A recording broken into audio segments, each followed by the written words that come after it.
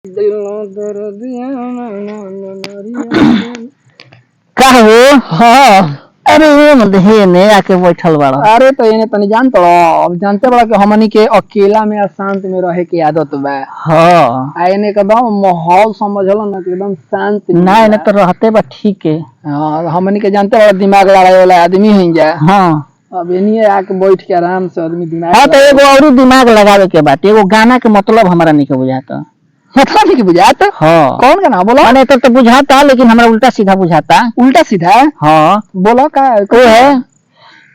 अरे किले आइला गवना या बही छोट बा खेलवना सैया लइका बानी। अरे अब वही बिछाई कुछ दिन बहरे बिछावना ये सैया लइका बानी। अच्छा ई वाला बा? हाँ तो माने बात ऐसन बा हम्म कि ई बहुत पहले के बात ह। अच्छा एक बारे में जानता रहा? हाँ बहुत पहले के बात था। बहुत पहले के मतलब कि 35-40 साल पहले। अच्छा बाबा दादा के? हाँ मेरी के एक बात हटे। अच्छा हाँ जौना घरी बाल विवाह होत रहे। अच्छा अच्छा हाँ हाँ होत रहे छोटे लड़का बियाह हो जात रहे। तो वही घड़ी के बात ह। तो मैंने का एकरा में भइल का भइल न कि एगो लड़की के शादी भइल। हाँ मतलब 5-6 साल के रहे। हाँ और लड़को 7-8 साल के रहे। हाँ लड़का शादी हो गई। हाँ शादी हो गई तो लड़का के बाबू कहलन कि नहीं लड़की के बियाह विदाई कर दी जाए। अच्छा हम अपने घरे एकरा के पोसब पालब। अच्छा खियाइब पढ़ाइब लिखाइब।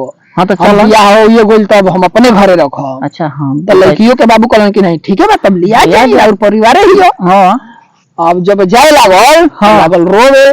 अब छोटे लड़की बिया तो रोवे नहीं करी। ढेर छोट रहे। हाँ 5 साल के। हाँ हाँ तब तो रोही लगी। तब भैया जौन रहे ना उहे का कैलस ना कि छोटी छोटी खिलावा ना कीन के लेके दे देलस ओकरा के लड़किया के। अच्छा खिलौना? हाँ खिलौना कि ले हइले जो आओ जे खेलिया रही है। अच्छा तो जब वो खिलौना हाथ ना देखलस छोटी छोटी खुश हो गई चल गई। हाँ हाँ काहे ना खुश कोई हो जाए। अब गइल हो जा का बात तो रात में अपन हो जाए अपन खेलत रहे। हाँ हाँ चौकी पर मतलब वही खातिर न दिहल बा।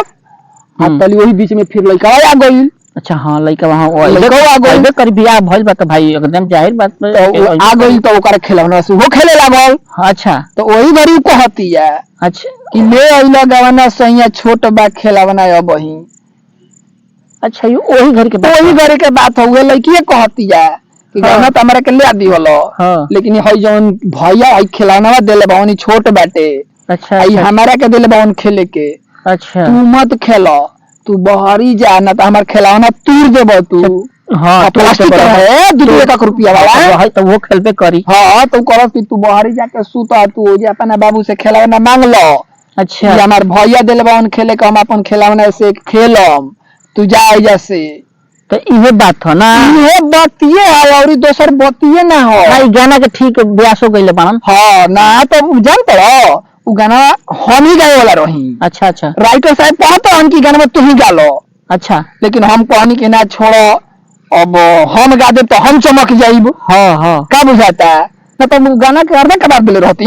अच्छा ना ना ना तो हम वही पे कहला। हाँ वो गाना के का पूछे के बा तो उहे कहानी ना कि हम तो गा देब लेकिन कोनो बात नहीं खे तली वही बीच में राकेश सर के दिया गई फोन आ गई तो दिया गई करे के। अच्छा हाँ वही करे मुझे बैठे फोन कर देलन कि गुरुजी कोनो गाना ओना लिखले बन त बताई ना हम गाई ना ना व्यास गाना बढ़िया गौले बाणन हो सरस्वती आवाज देले बड़ी मेरे वाला ऐसन बात नहीं ना खूब चलल तो हम कहानी की सुनी ई गाना इहे के दी हमनी के तो उपाय जावे वाला बन जाए जब मर्जी लिख के तब ना गा दे ना ना ना उ चले बा तो जेकरा खेती है बा तो खेती है बा ई चीज के ठीक बा। हम अब निकला तनी हम जान गई नहीं ना समझ गेला ना। हां अब बड़ी माने दिमाग पर काम माने ना करत रहल। हां तो इहे बात बा दोसर दिमाग में ना तो दोसर बात बा ना तो हम तो दूसरे समझत रही बाकी सही बता देहला ना ई दोसर बात नहीं ठीक बा घर के ई बात बा। चलो जाते नहीं हम जा हम एजा बैठल बानी तनी एजा कुछ मैटरे मिलावता नहीं हम मिला लो। हां ठीक है बा।